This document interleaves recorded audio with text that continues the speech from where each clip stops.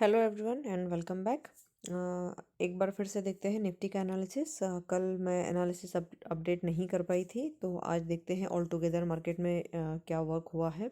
तो सबसे पहले देखते हैं डेली के टाइम फ्रेम पर क्या लेवल्स देखने को मिल रहे हैं।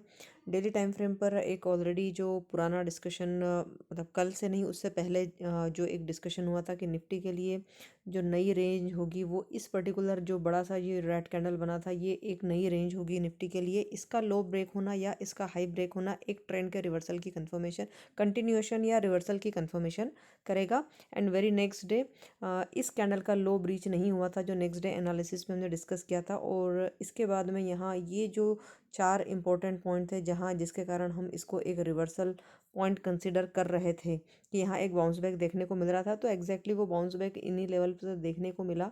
एंड वेरी नेक्स्ट डे इस पर्टिकुलर कैंडल का हाई भी ब्रीच हुआ, ऑल्दो कि मैंने अपनी शॉर्ट पोजीशन को आज कवर किया है, but okay, because I was expect कल की जो क्लोजिंग थी वो एग्जैक्टली 100 डे मूविंग एवरेज पर हुई थी।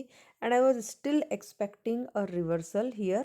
तो इन पर्टी तीनों ही कैंडल का जो ये जो रेंज निफ्टी ने बनाई थी, इसके ब्रीच होने का मैं वेट कर रही थी कि हो सकता है एक बार फिर इन लेवल से अगर रिजेक्शन आना होगा तो यहाँ से एक रिजेक्शन देखने को मिल जाएगा। और अगर ये रिजेक्शन नहीं आता है, अगर ये इसके ऊपर क्लोजिंग देने में सक्सेसफुल रहता है Nifty, then I will wind up the position. तो आज मैंने अपना पोजीशन मॉर्निंग में ही सेकेंड कैंडल का हाई ब्रेक होते ही अपना शॉर्ट पोजीशन जो था वो मैंने कवर कर लिया था।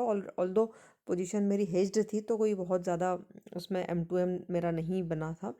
ओके, नाउ व्हाट, अगर हम आर्ली चार्ट को एक बार देखते हैं तो आर्ली चार्ट में हमने जिन लेवल्स की बात की थी, इस जोन की हमने बात की थी ऑलरेडी, और ये एनालिसिस कल अपडेट मैं कर नहीं पाई थी। तो अगेन, और यहाँ एक ये रीज़न भी था मेरा उस पोजीशन को होल्ड करने का कि हो सकता है कि पर्टिकुलरली यहाँ इस जोन पर आकर फिर से इस तरीके का रिजेक्शन देखने को मिले, बट वो नहीं देखने को नहीं मिला। और एक successful closing 100 day moving average के ऊपर, 200 डे मूविंग एवरेज के ऊपर आर्ली चार्ट पर निफ्टी ने दी है और हाई भी ब्रीच किया है। इस पर्टिकुलर कैंडल का इस कैंडल का हाई ब्रीच हुआ है।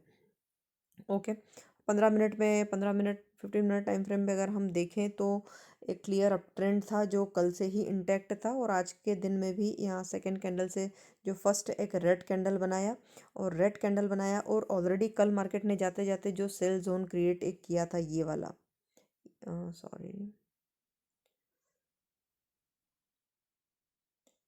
इन दोनों कैंडल्स को अगर आप देखेंगे तो ये जाते जाते मार्केट ने जो एक सेलिंग जोन क्रिएट किया था वहीं पर वापस फर्दर सपोर्ट लेकर के वहाँ से निफ्टी ने बाउंस किया था। और इसी कैंडल पर ये जो दोनों कैंडल बने थे, इसी कैंडल पर मैंने अपना पोजीशन, शॉर्ट पोजीशन जो था वो मैंने कवर कर लिया था। All right, now what next. अब हमारी एक्सपेक्टेशंस क्या हो सकती है कल के मार्केट के लिए।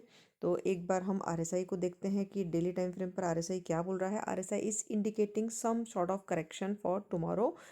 ओके, या हो सकता है कि कल एक कंसोलिडेशन देखने को मिल जाए, क्योंकि यहाँ आरएसआई में एक 60 की तरफ थोड़ा सा जो झुकाव देखने को मिल रहा है आरएसआई का। और ये ऑलरेडी जो 2 दिन का 3 दिन का जो मोमेंटम है, तो ऑलरेडी आरएसआई के जो लेवल्स है थोड़े हाई भी थे।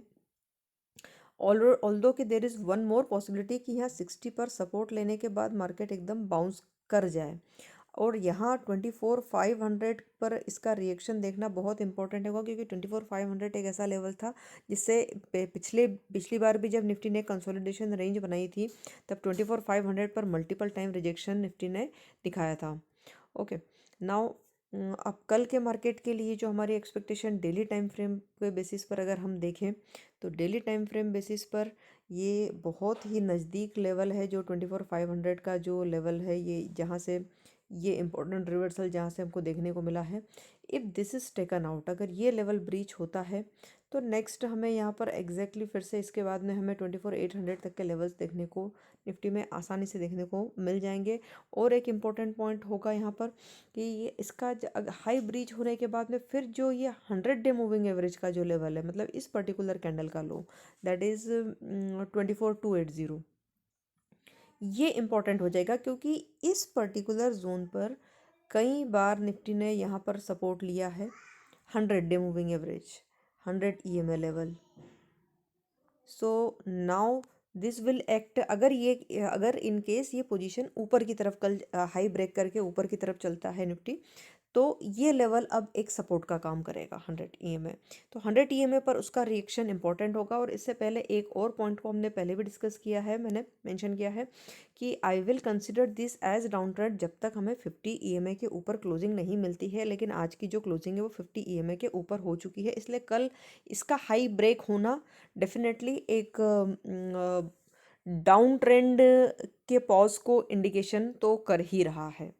Okay, but this is market, all of sudden कुछ भी हो सकता है। FII इसका मूड कभी भी चेंज हो सकता है, तो देखना इंपॉर्टेंट होगा। तो level to level play will be the strategy for present market scenario. I hope ये एनालिसिस आपको अच्छी लगी होगी। इंट्राडे के लिए आज के दिन का हाई ब्रेक होकर के ऊपर की तरफ ट्रेड करना इंपॉर्टेंट होगा।